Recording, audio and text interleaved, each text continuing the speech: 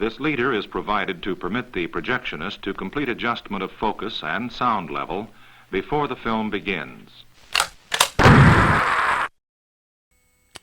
So, I'm gonna talk about my journey into role-playing games. It began with this game, Shadowgate. I didn't play this game. I only saw like screenshots of it or something. I think a classmate had this game. This is the Japanese version, by the way, the Famicom version. But I later played a similar game on Game Boy, which is this little game, Sword of Hope. That is like, it has a certain charm to it, you know. But I was never a handheld fan kind of guy. So I never owned a Game Boy. It was like, why would I want to play Game Boy if I have an NES on my TV? I didn't understand that, but I got to play this game a bit, I should say. But my real first personal experience with RPGs was actually not video games at all. It was a I don't know what they're called, really, but they are books written in a way. So the book is, if you have played D&D and those type of games, the book in itself is the game master, basically. You have dices and things, and then you create your own character in the book, and then you the book tells you what to do, and it's sort of like every page is a certain part. It's a certain part with a number where you are at the moment, and then you like roll the dice and fight enemies, and if you die you go to a certain page, or you get hurt, you go to another page, or whatever happens. And I bought this, I think when I was like 13 or 12 or something, in a used bookstore in my town. And when playing this, I felt almost exact same thing as when I played Sword of Hope on Game Boy. That first person feeling kind of thing. Ian Livingstone, folks.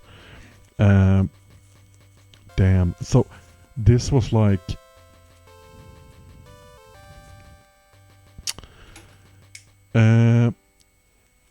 prior to this, I should say, a classmate of mine, he started talking about something called Dragons and Demons. And this is a Swedish tabletop RPG. He talked about that when I was like, I think I was 11 in 5th class. I heard about this, and my brain just, whoa. I didn't play this at all, but because I didn't know people who played role-playing games. And this is not the first version that I got. I'm gonna show you the first version that I got from another classmate in the same class, which I bought from him in '99. An earlier version of this very game, which was like, the book was just so broken up because the thing here was so dried up, so all the pages was falling out and everything. So I did a little smart thing. This is the front page of that old book that I got in 1999, something or somewhere around that. I didn't, as I said, never had friends to play role-playing games with, which is, yeah, it is what it is. So that's why it was so nice to have this thing, so I can go. There's a certain charm to go on your own adventure alone. And that's the main theme here. It's like this is but let's see what happened to that old Chronopia book. I can show you this. Here you got some character sheets. You can flip that away. What I should say is that I put every single page into separate plastic folders. Took every single page, and these pages are slightly bigger than A4, so I slightly cut it like here, and this became like, it's so satisfying having this Dungeon Master book in here with everything. And yeah, the lineage or the lining in that book was fucking horrible. That's why it broke up. I think the later book that I got is better. And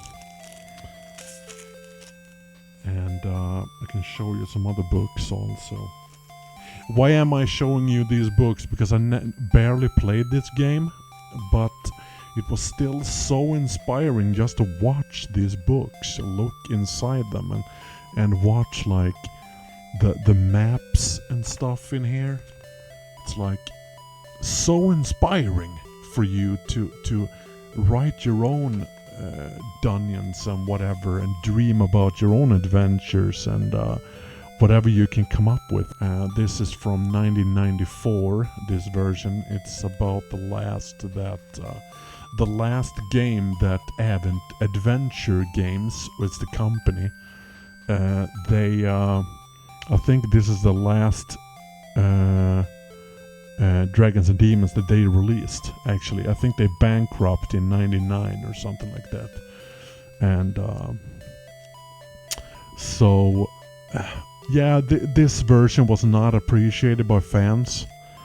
The fans were the biggest fans about the 1991 version, I think, and 87. Those editions are the most popular. And but yeah, my real introduction to role playing was like 2004, 2005.